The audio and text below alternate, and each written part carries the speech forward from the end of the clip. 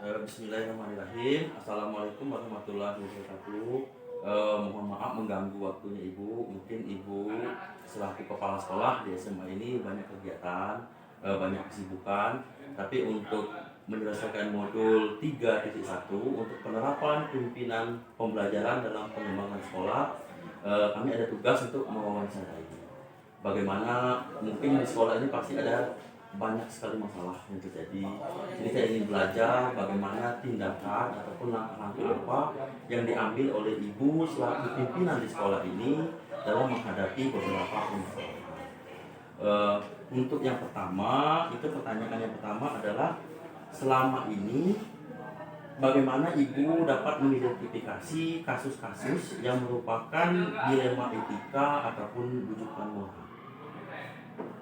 Baik Bapak, saya jawab. Waalaikumsalam warahmatullahi wabarakatuh. Pada prinsipnya, alhamdulillah saya siap membantu apapun dari tugas yang sudah diberikan kepada Bapak untuk sekolah ini. Intinya kami berpartisipasi dan siap membantu. Mudah-mudahan nanti lancar. Baik, berkaitan dengan pertanyaan yang Bapak tanyakan tadi, bagaimana cara mengidentifikasi kasus atau masalah yang terjadi di sekolah ini. Sebagaimana yang pernah Bapak lihat sering terjadi di kasus sekolah kita, bahwa saya melihat dan mengidentifikasi masalah tersebut dari sudut pandang moral. Jika memang berkaitan dengan hukum dan tentu masalah tersebut terjadi melanggar hukum, tentunya hal tersebut sudah pasti benar lawan salah. Jika memang yang paling sulit itu adalah mengatakan azas kebenaran berkaitan dengan etika moral. Baik, jadi kalau masalah hukum enak ya karena dia posisinya benar lawan salah. Tapi sesuai kalau regulasi sesuai dengan regulasi, tapi kalau etika ini yang jadi dilema karena posisinya benar lawan benar. Baik Ibu, untuk pertanyaan berikutnya yang kedua, jadi selama ini bagaimana Ibu menjalankan pengambilan keputusan di sekolah ini, terutama untuk kasus-kasus di mana ada dua kepentingan yang sama-sama benar atau sama-sama mengandung nilai kebajikan? Baik, memang dua sudut pandang ini berkaitan dengan penyelesaian kasus di sekolah biasanya. Yang pertama tentu kita mengidentifikasi kasus yang sedang terjadi menurut sudut pandang tertentu berkaitan dengan regulasi hukum ataupun etika moral. Untuk selanjutnya dari identifikasi tersebut kita tentunya mempertimbangkan solusi-solusi apa yang perlu kita ambil agar nantinya bisa digunakan untuk mengambil kebijakan untuk keputusan terbaik. Baik, identifikasi. Untuk pertanyaan selanjutnya, langkah-langkah atau prosedur seperti apa yang biasanya Ibu lakukan selama ini pada saat terjadi masalah? Baik, berkaitan dengan langkah-langkah yang diambil atau prosedur yang dilakukan berkaitan dengan penyelesaian masalah ataupun kasus di sekolah, tentu melihat dari tingkat kasusnya. Jadi ada kasus yang biasanya ringan maupun berat, ya. Nah, kalau kasusnya tentu setiap kasus mau ringan maupun berat itu mengambil yang pertama kita mengidentifikasi masalah. Kemudian tentu dari mengidentifikasi ini kita melihat penyebab timbulnya masalah itu seperti apa.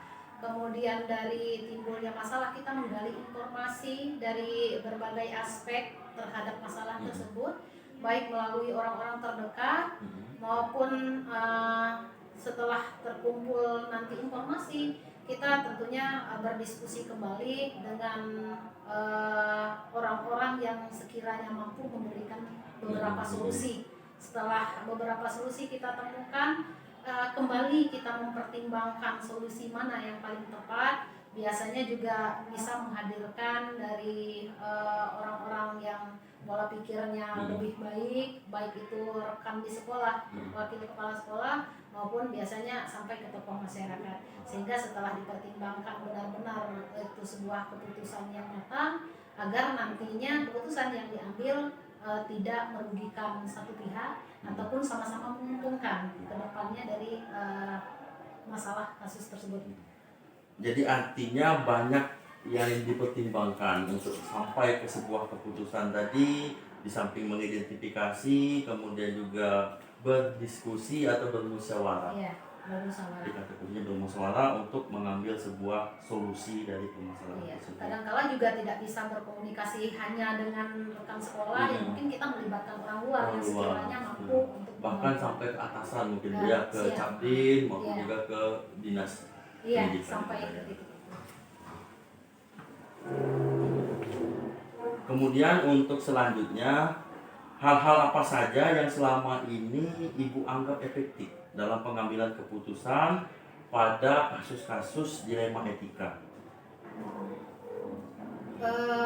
Untuk mengambil keputusan yang biasanya kita lakukan, tentu tidak lepas dari menganalisa setiap kejadian atau kasus-kasus yang terdahulu, membandingkan dengan kasus yang terjadi hari ini. Tentu dari evaluasi kemarin ya kita berbenah tentunya.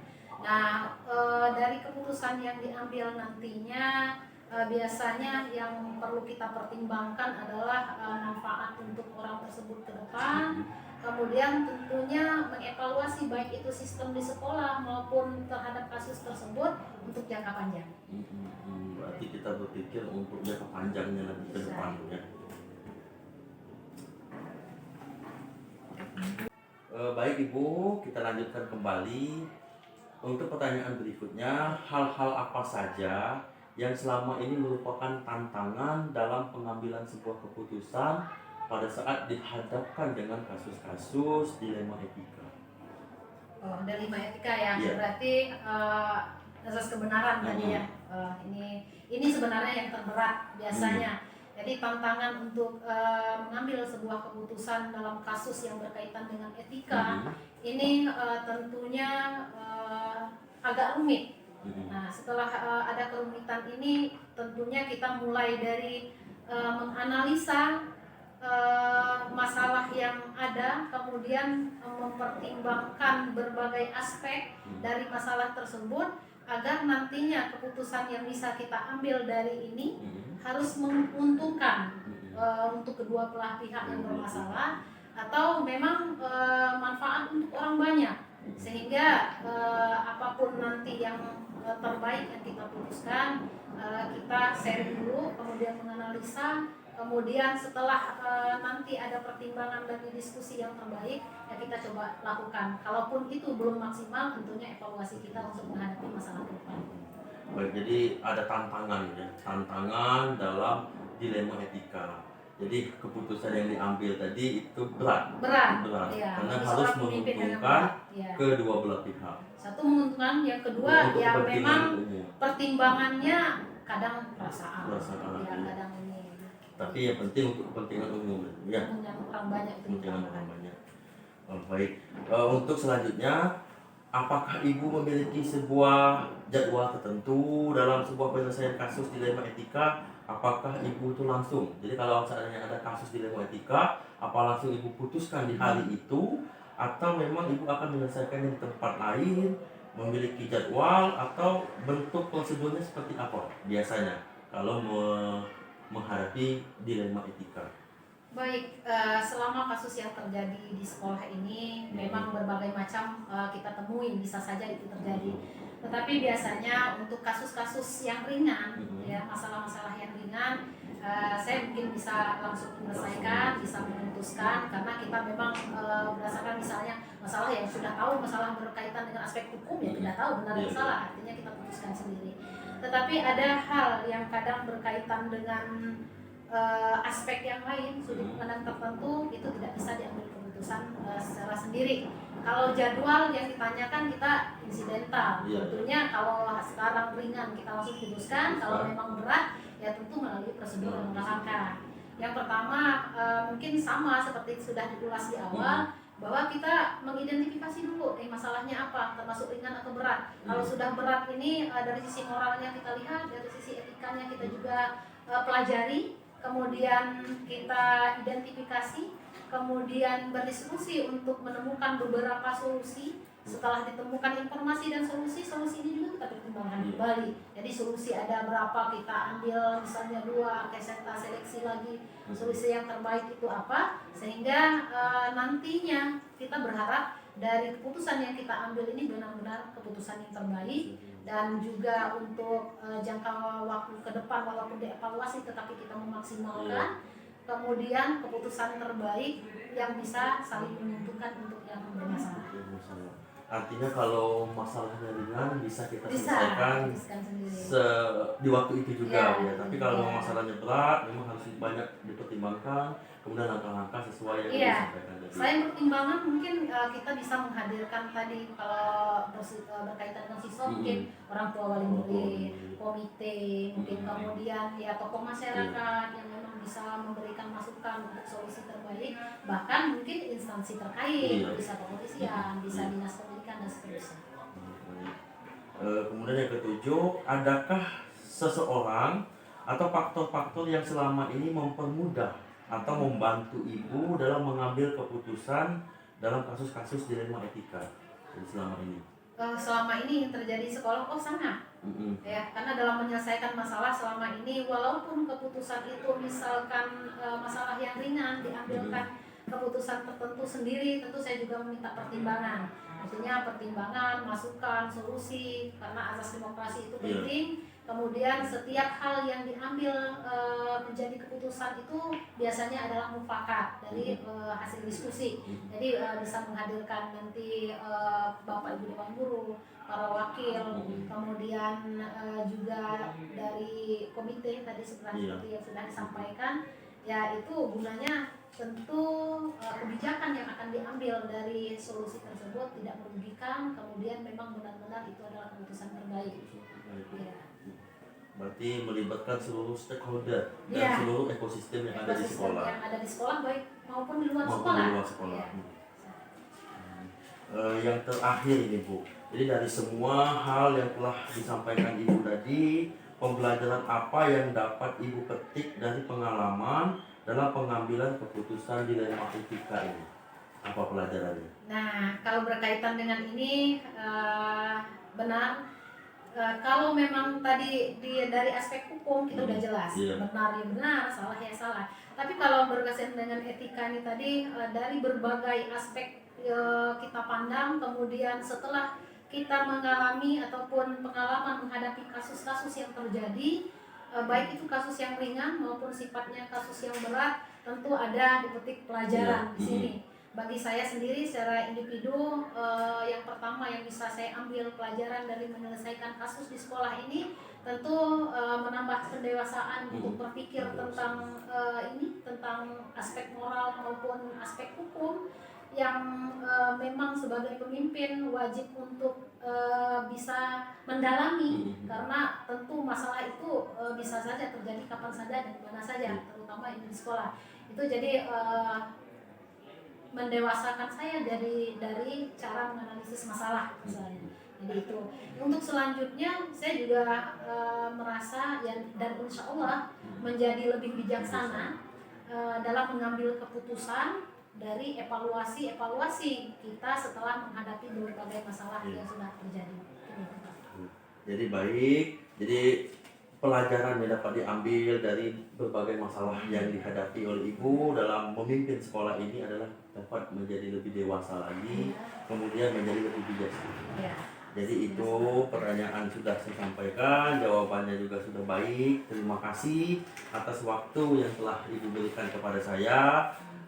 Semoga dalam pembelajaran ini nanti dalam pengembangan sekolah, bagaimana menjadi seorang pemimpin dapat saya terapkan, dapat saya aplikasikan ya. Semoga ilmu yang telah Ibu bagi ke saya tadi dapat bermanfaat untuk saya ke depannya. Baik Pak Dedi, saya juga mendoakan semoga apa yang Bapak kerjakan hari ini sebenarnya bukan yang saya bisa, tetapi kita saling berbagi, karena di sekolah ini juga Bapak banyak membantu saya dalam menyelesaikan kasus-kasus maupun penyelesaian di berbagai hal. Mudah-mudahan sekolah kita semakin baik ke depannya, dan saya doakan juga Bapak sukses, selamat berjuang untuk ke selanjutnya. Terima kasih Bu ya. Baik, assalamualaikum warahmatullahi wabarakatuh. Waalaikumsalam warahmatullahi wabarakatuh. Mohon maaf Pak Kalwani mengganggu waktunya. Di sini saya ingin menyampaikan beberapa pertanyaan karena di modul guru penggerak di modul 3.1 itu ada pembelajaran kami tentang pemimpin pembelajaran dalam pengembangan sekolah. Ya. Nah di sini kan Pak Kalwani selaku wakil kepala sekolah bagian kurikulum, tentunya ada banyak masalah yang pastinya dihadapi oleh Pak Kalwani. Saya ingin tanya di sini, pada saat Pak Kalwani mengalami suatu masalah, apa saja langkah-langkah yang Bapak lakukan untuk menghadapi masalah tersebut? Jadi ada beberapa pertanyaan, saya mohon izin. Yang pertama, jadi selama ini bagaimana Bapak dapat mengidentifikasikan kasus-kasus yang merupakan dilema etika ataupun rujukan moral yang terjadi selama ini? Kasus dilema etika bukan moral ya. Ya. Jadi kasus dilema etika itu yang memang sulit Pak kalau kita bandingkan kalau untuk kasus dilema etika. Iya. Jadi dilema etika itu terutama benar dan melawan benar. Iya. Ya, nah itu juga memang situasinya juga sulit dan kita juga harus memilih di antara dua pilihan ya dari kasus dilema itu. Karena secara moral itu sangat bertentangan Pak. Secara moral bertentangan, kemudian juga rujukan moral itu juga kita bisa melawan salah. Jadi itu untuk berkaitan dengan Dilema etika dan dilema rujukan etika dan moral. moral tadi. Baik, Bapak, untuk pertanyaan kedua, jadi selama ini bagaimana Bapak menjalankan pengambilan keputusan di sekolah Bapak, terutama untuk kasus-kasus di mana ada dua kepentingan yang sama-sama benar, kemudian sama-sama mengandung nilai kebajikan Sama-sama benar. dan sama-sama mengandung nilai kebajikan. Jadi sebelum keputusan itu diambil mengenai dilema etika, kita terlebih dahulu ya harus mengumpulkan fakta yang terjadi. Fakta. Nah, siapa saja yang terlibat, kemudian kita menganalisis benar salah, kemudian kita membuat alternatif solusi untuk membuat satu keputusan. Jadi yang pertama yang harus kita lakukan terlebih dahulu adalah mengumpulkan fakta-fakta. Iya, fakta-fakta dulu. Jadi siapa saja yang terlibat, Iya. kemudian menganalisis benar dan salah, kemudian baru membuat alternatif solusi sehingga menyampaikan sebuah keputusan. Iya. Baik, untuk pertanyaan ketiga, dari yang Bapak sampaikan tadi, langkah-langkah atau prosedur seperti apa yang biasanya Bapak lakukan selama ini? Langkah-langkahnya. Iya, langkah-langkah. Kalau langkah-langkahnya ya yang pertama kita harus ini dulu Pak, mengumpulkan fakta. Fakta, ya. Fakta yang terjadi apa saja itu harus kita kumpulkan. Kemudian siapa saja yang terlibat, siapa saja yang terlibat. Kemudian juga kita harus menganalisis, menganalisis benar salahnya. Kemudian baru kita bisa mengambil solusi. Alternatif solusi. Baru bisa itu baru mengambil keputusan. Jadi keputusan itu ya kita harus sesuaikan dulu dengan fakta-fakta yang tadi. Kita bisa mengambil keputusan. Itu untuk langkah-langkah. Kemudian yang keempat, hal-hal apa saja yang selama ini Bapak anggap efektif dalam pengambilan keputusan pada kasus-kasus dilema etika? Jadi yang Bapak anggap efektif apa saja? Yang dianggap Efektif dalam efektif ya. Dalam pengambilan keputusan.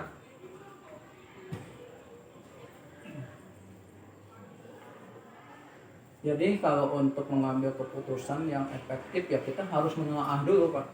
Siapa-siapa yang terlibat. Siapa saja yang terlibat. Dari yang tadi kita nomor 3 tadi kan. Iya. Itu kita ya harus sifat apa yang urgen, yang mendesak, ya kan. Kemudian kasus dilema etika tersebut ya baru kita ambil dengan alternatif solusi itu. Jadi ini adalah alternatif solusi tadi. Jadi ada banyak alternatif ya, tidak hanya satu Pak. Jadi kita lihat dulu alternatif apa yang kita ambil, baru kita ambil keputusan. Iya. Baik. Kemudian yang kelima, hal-hal apa saja yang selama ini merupakan tantangan dalam Bapak mengambil keputusan pada kasus-kasus dilema etika. Jadi tantangannya apa saja? Tantangannya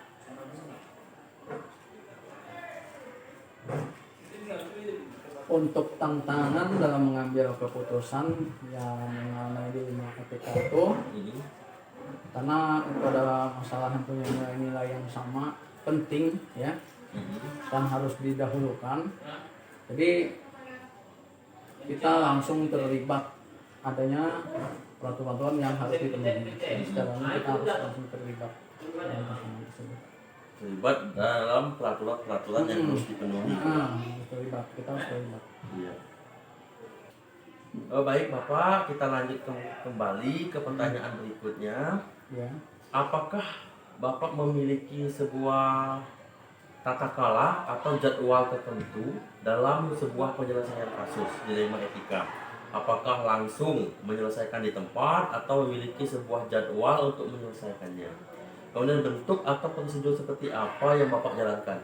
Jadi maksudnya di sini apakah ada masalah itu Bapak langsung menyelesaikannya di tempat atau menunggu terlebih dahulu? Ya, untuk masalah ini, untuk dilema keputusan ya. Iya Pak. Mengenai dilema etika tadi ya kita harus mempunyai jadwal khusus Pak. Jadwal khusus ya. Tetapi harus ada tata kelola. Kita kelola, kemudian kita menganalisanya ya, dan mempertimbangkan. Kemudian kita harus memusyawarahkan kasus dilema etika yang baik itu secara formal ataupun non formal. Artinya di sini ada jadwal khusus, tidak langsung serta-merta kita putuskan. Iya, nggak bisa. Jadi harus dimusyawarahkan terlebih dahulu, dipertimbangkan apakah itu secara formal maupun secara non formal. Berarti demokratis ya. Iya. Selanjutnya, adakah seseorang atau faktor-faktor yang selama ini mempermudah atau membantu Bapak dalam pengambilan keputusan dalam kasus-kasus dilema etika? Dalam mengambil keputusan ya Pak ya? Iya. Jadi berkaitan dengan dilema Adakah yang etika, membantu Bapak? itu yang terlibat maksudnya orang-orang yang profesional dan menghargai atas keputusan atasan. Artinya harus ada kerjasama dengan atasan. Iya. Ya, berarti kalau seandainya Bapak adalah wakil kepala sekolah bagian kurikulum, kalau memang ada masalah-masalah dilema etika, Bapak harus berkonsultasi dengan atasan, dengan kepala sekolah. Iya. Yang terakhir Bapak, yang terakhir ini dari semua yang telah kita bicarakan tadi, hal yang telah disampaikan, pembelajaran apa yang dapat Bapak petik dari pengalaman Bapak dalam pengambilan keputusan etika?